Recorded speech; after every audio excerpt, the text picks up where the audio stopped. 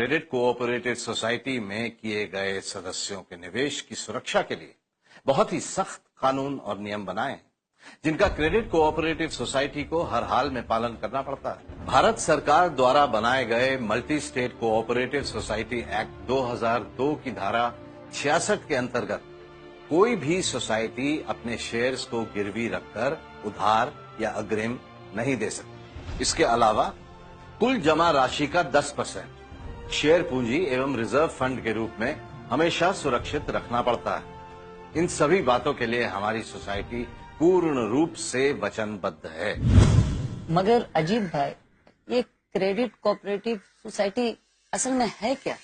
ये एक ऐसा संगठन जो माली परेशानियों में घिरे आम इंसानों को उन्नति के अच्छे मौके देकर उन्हें खुशहाल बनाना चाहता है।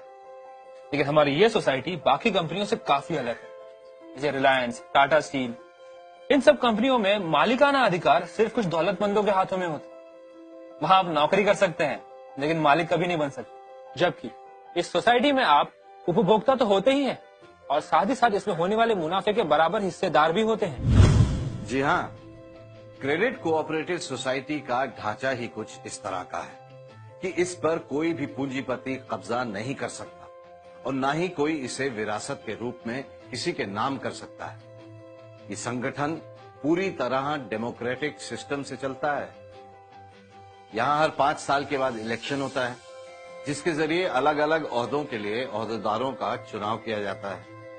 इस संगठन के कारोबार में सोसाइटी के सदस्य बराबर के मालिक होते हैं। सभी सदस्यों को उनकी जमा राशि के हिसाब से मुनाफा डिविडेंड के रूप में दिया जाता है।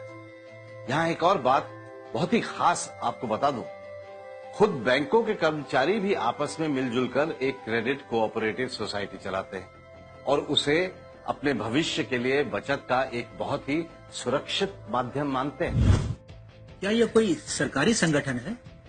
सहकारी नियमों के अंतर्गत हमारी सोसाइटी को सरकारी अनुमति भी हासिल है, लेकिन यहाँ पर यह जान लेना भी जरूरी है कि जिस किसी सोसाइटी का कार्य क्षेत्र एक राज्य तक सीमित होता है, उस सोसाइटी पर उस राज्य के अधिनियम लागू होते हैं, और जिस सोसाइटी का कार्य क्षेत्र एक से अधिक राज्यों में फैला हुआ है, उस पर multi state cooperative society act 2002 लागू होता है। और जिस राज्य में कोऑपरेटिव सोसाइटी एक्ट नहीं होता, वहां सेंट्रल गवर्नमेंट का सेंट्रल कोऑपरेटिव सोसाइटी एक्ट 1912 लागू होता है। अरे वाह, तब तो ये सोसाइटी एकदम लीगल है। जी हाँ, लख बाकायदा भारत सरकार के कृषि मंत्रालय द्वारा पंजीकृत हुई है। पंजीकरण के समय रजिस्ट्रार द्वारा बताए गए उप नियमों तथा समय समय पर रजिस्ट्रार द्वारा किए गए संशोधन के तहत ही ऐसी सोसाइटी को काम करना पड़ता है। इसके अलावा सरकारी अफसरान भी नियमित रूप से क्रेडिट कोऑपरेटिव सोसाइटी की निगरानी करते हैं, लेकिन नियंत्रण पूरी तरह सोसाइटी और उसके सहकारियों के हाथों में ही रहता है। अरे वाह, ये तो बहुत ही अच्छा सिलसिला है।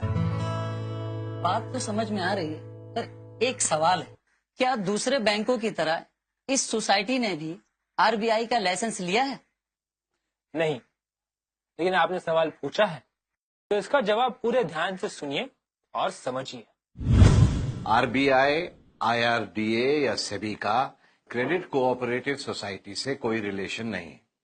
आरबीआई बैंकों को गवर्न करता है, आईआरडीए इंश्योरेंस कंपनियों को गवर्न करता है और सेबी गवर्न करता है कारोबारी कंपनियों को। लेकिन हमारा संबंध सीधे भारत सरकार के कृषि मंत्रालय से होता है। पॉन्जी स्कीमों की आड़ में जालसाजी करने वाले अब तक करोड़ों लोगों के साथ फ्रॉड कर चुके हैं। पैसा हड़प करना इन जालसाजों का पहला और आखिरी मकसद होता है। ये शातिर चोर कम समय में 2 गुना और 4 गुना करने के ऐसे ऐसे झूठे ख्वाब दिखाते हैं कि इनके झांसे में अनपढ़ जरूरतमंद ही नहीं फंसते, पढ़े लिखे इंसान भी फंस जाते हैं।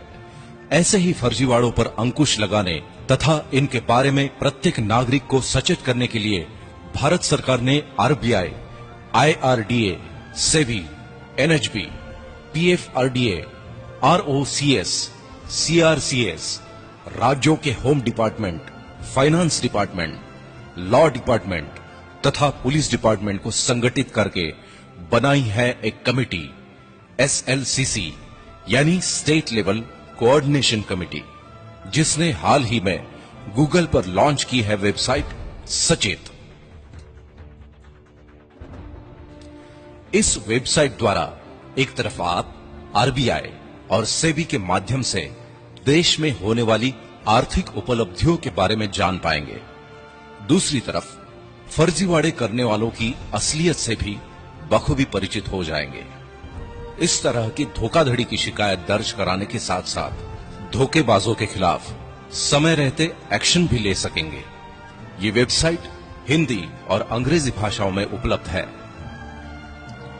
हम आरबीआई और उनके सहयोगियों के शुक्रगुजार हैं कि उन्होंने ये कारामद वेबसाइट सचेत लॉन्च की। अपना पैसा कहां इन्वेस्ट करें, किस कोऑपरेटिव सोसाइटी में आपका निवेश सुरक्षित रहेगा, इस तरह की भी तमाम जानकारियां आपको मिलेगी वेबसाइट सचेत पर। एक क्रेडिट कोऑपरेटिव सोसाइटी अपने सदस्यों से आरडी, एफडी, एमआईपी, बचत खाता आदि के रूप में राशि स्वीकार कर सकती है और जरूरत पड़ने पर उन्हें लोन भी दे सकती है। तो फिर इस सोसाइटी में और बैंक में अंतर क्या है?